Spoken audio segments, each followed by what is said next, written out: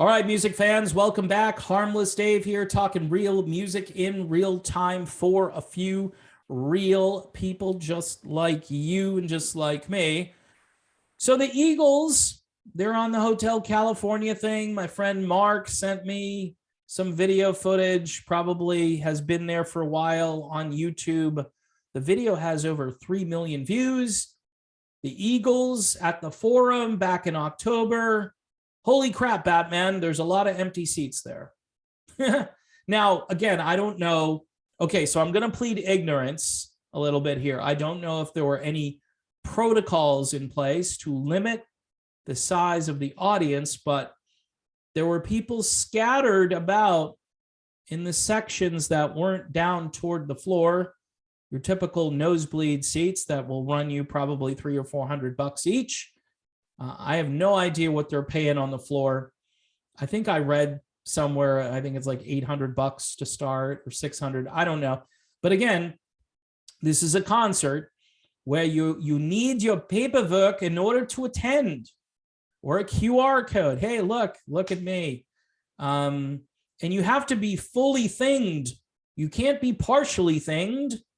And you don't think they're going to track you with that information, by the way? Now that you're in the database, and look at me, 2, 3.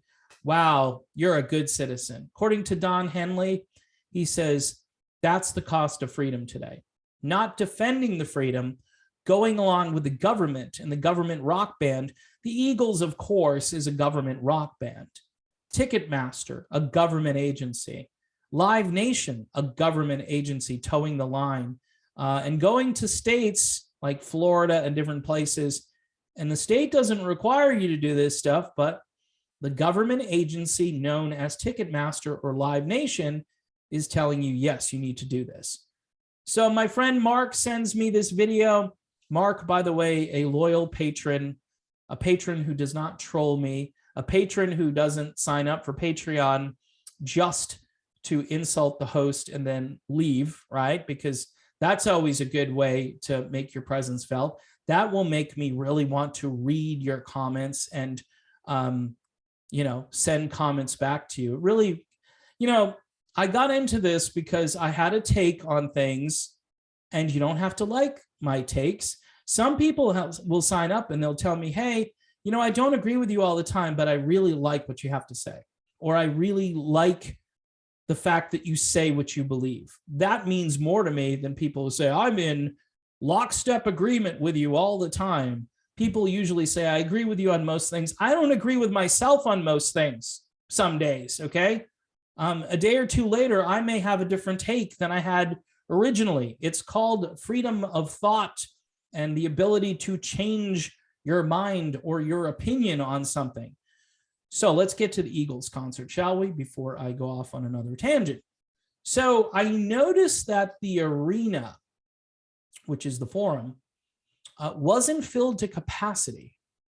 Now, again, you've got one of the great bands of all time, with one of the great albums of all time, with a production that's billed as, this great celebration, 45 years worth of hotel, right? Of course, no Don Felder there. I'll throw that in there. And you have Vince Gill, who I have said some good things about, but I've also said that I don't think the Eagles really needed a Vince Gill. You don't need guitar firepower. Don Henley says, oh, he's a great acoustic player. Well, you had this guy by the name of Bernie Leadon who could play pretty much any stringed instrument, right? And Vince Gill, Bernie Leadon. I know people know who Vince Gill is and they don't know who. I'm saying generally speaking, they know Vince Gill more than they know Bernie Leadon, okay? But Bernie could do everything that Vince can do. That's what I think. I mean, if it weren't for Bernie, the Eagles wouldn't have had the success they had, especially in the early days. And that Greatest Hits Volume 1, most of that is Bernie picking away on something. He's good. He's really good and undervalued, underappreciated. And he came back for a while, right? But then I think they had another falling out. Something went wrong. We still don't know to this day what, but for a long time, I mean, when Don Henley says, hey, this Bernie Leadon song is smarmy cocktail music, things aren't really going well. between those two guys. But I think they got over that for a little while. And I think a lot of fans were grateful to see Bernie Leadon when he made his way back to the band. We never saw Bernie and Felder together, which would have been interesting. Would have been a nice reunion of sorts, because again, those guys were buddies, and one recommended the other. And to this day, I think they probably have a decent relationship. It would be interesting to ask Felder if he talks to Bernie. And I think, Felder, if he were smart, he would bring Bernie on tour with him, get those guys back together again. Anyway, let's get to the topic, which is the Eagles appearing at the Forum and seeing a lot of empty seats. Of course, the Eagles, I believe, yes, my government rock band category, the Eagles are the number one of the top government rock bands in the world. I mean, Don Henley has been intimately involved in promoting establishment ideas now for decades, even though in the early days, he was seen as a bit of a contrarian, as kind of a rebel against the establishment. But now, because the establishment is being run by all these people who in the old days were considered maybe a little anti-establishment, it's okay now to go along with the establishment. Don Henley said recently that in order to have freedom, you must have responsibility. Okay, well, I was taught that in order to have freedom, you have to fight tyranny to secure your freedom and your liberty, right? And it's not just about freedom to do something, it's the liberty and the freedom not to do something, right? And I get, their mindset is, if you don't do this, you're putting the world at risk. Well, I just reported on a gentleman from the UK who succumbed to this after doing everything that people told him to do, right? And then you got Brian May out there saying, oh, it was the worst few days, but I still want you to go out and do it. And Don Henley basically saying the same thing. If you want to come see this band, you're going to have to do all these things, and then you're going to have to pay like $300 or $400 or $800 for a ticket. So those upper sections, the working class, the people who can't afford to see the Eagles, whatever happened to like the $25 ticket? Out the window, right? You can't make enough money.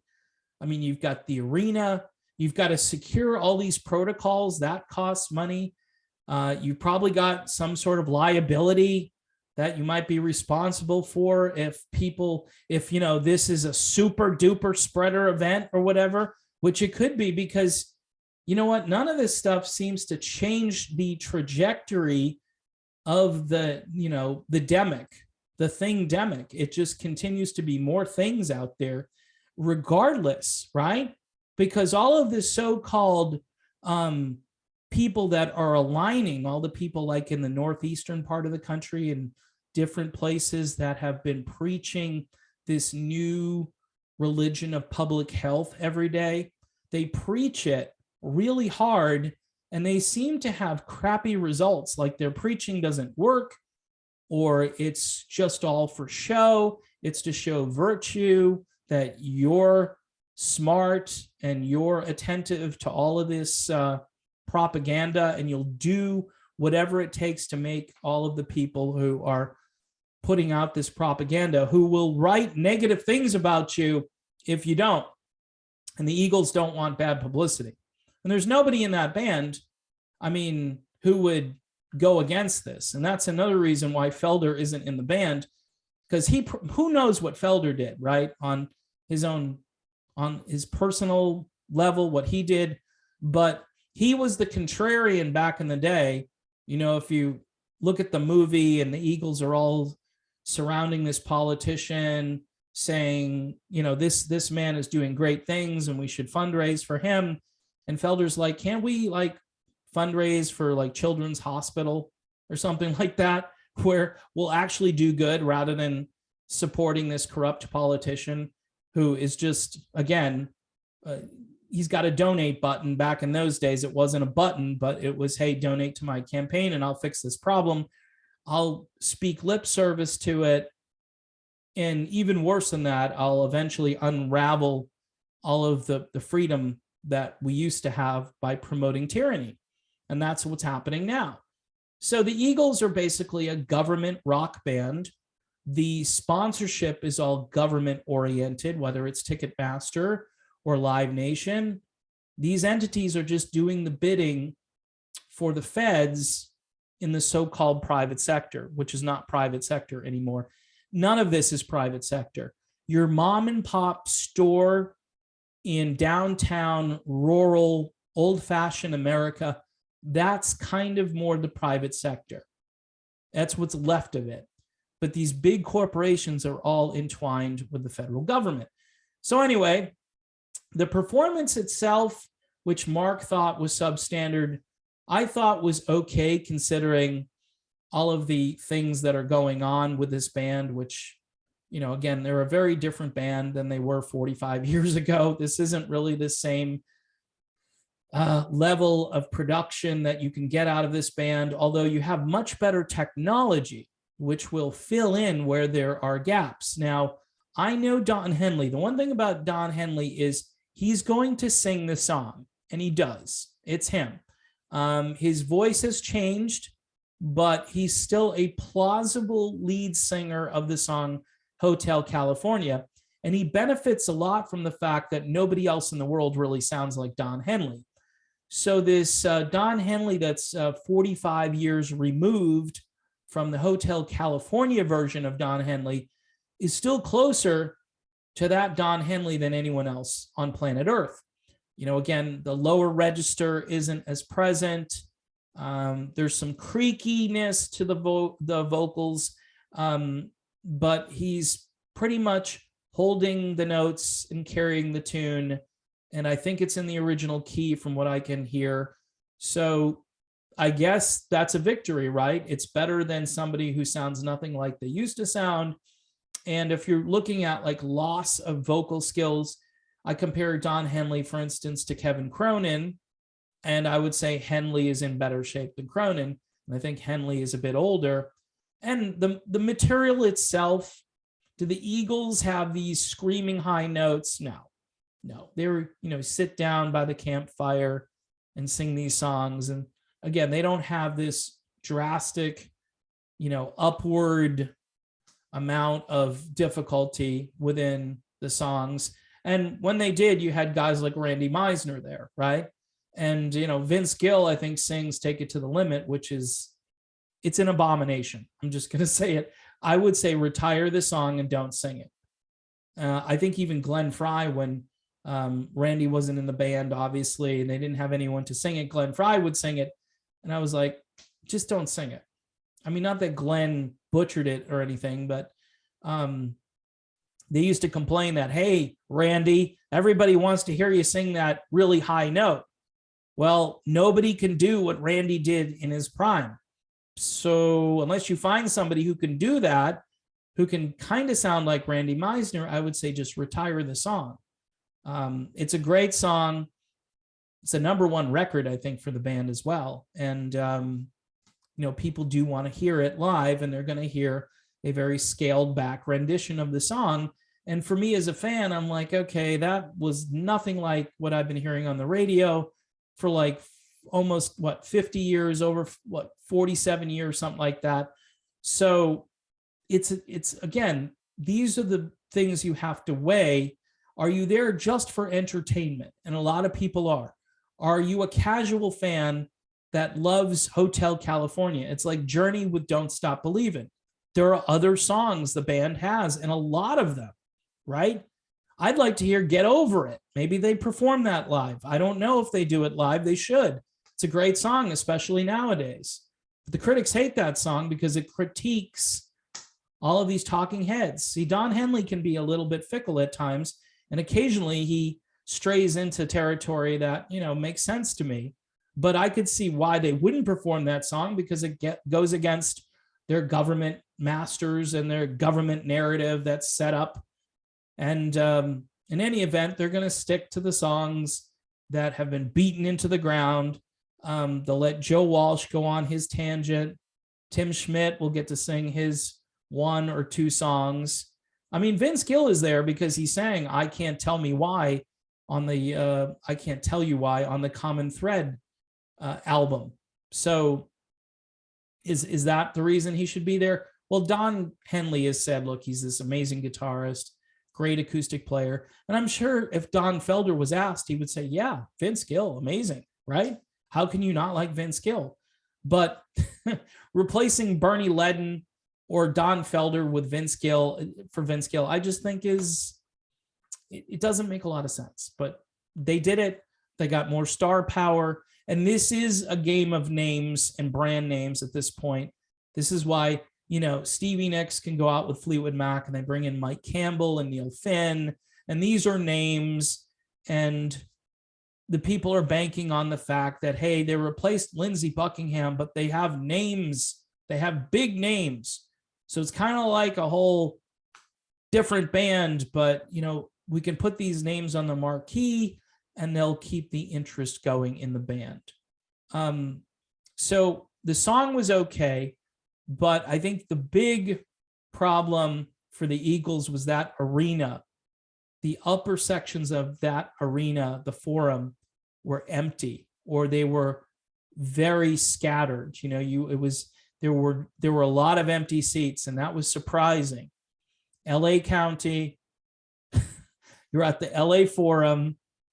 You've got a band singing Hotel California, one of the most iconic albums in rock history, and you can't fill the arena. Why? Ticket prices and fear.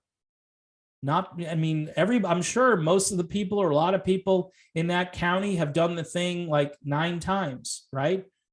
So they're ready to go. They got QR codes coming out of their butt, but it's just overall fear. Because you have Brian May out there telling everybody, hey, I did all this stuff. And worse too, people don't even want to get sick anymore. And because they've been convinced that they cannot. This has been the big psyop here, is that people have now been convinced that they're not supposed to ever get sick anymore. And if they do, they wear it like a badge of honor. Like, look what I did. I got sick and I got through it thanks to the thing. What about your body, the way you were born and all that stuff? Did that have anything to do with it? And again, this is another way, by the way, to throw God out the window, because God didn't know what he was doing with this whole system that he created. Seriously. Well, I don't need that. That doesn't work. Just another shot at the divinity and the power of God to know what he's doing, right? Because we need to supplement for him, because he's not relevant anymore, which means man has to take control, and we have to cure the problems that God can't fix. And this just makes people who have faith look like idiots too, because they'll say things like, I trust God here. I don't trust the little emperor doctor. I don't trust him. I trust God. And people say, you're crazy. Hurry up and go do the thing. God wants you to do the thing. Really? Well, God created this wonderful science. He didn't create this science. Didn't create this science. Oh boy, don't even go there. So a long video just to make a point about the Eagles and the fear and what they require of you, and the level of entertainment that you're getting for your dollar. It kind of pales in comparison, folks, to what that band was capable of in their heyday. And people, I think, are starting to catch on to this. I think if they're not filling arenas, this could be the last go round. Because why do these guys want to put themselves at risk, right? Because even though they've done everything correctly, why would they want to put themselves at risk? I just reported on this singer from Great Britain, was in this pop opera group. Never heard of him before. Carlos Marin. He's 53 years old. He's not here anymore. He's done. He did everything he was supposed to do. So why would they want to take that risk? Why would anybody want to take the risk right now of just living? It's too risky to live. It's too risky to breathe. So, why just not go along with it, do what they tell you to do, and just still have a tragic end? Because apparently that's the goalpost that is, not even there anymore. It has collapsed. Anyway, thanks for watching. Don't forget to subscribe to the channel if you want to support me on Patreon and you're not a troll, because trolls don't really support me on Patreon. That's another thing. If you want to be there and stay on Patreon and have conversations with other like-minded people who are nice and decent, and might have some common interests, then for $1 a month, there you go. Or if you just want to support what I'm doing over here, I really appreciate that. So until next time, see you soon.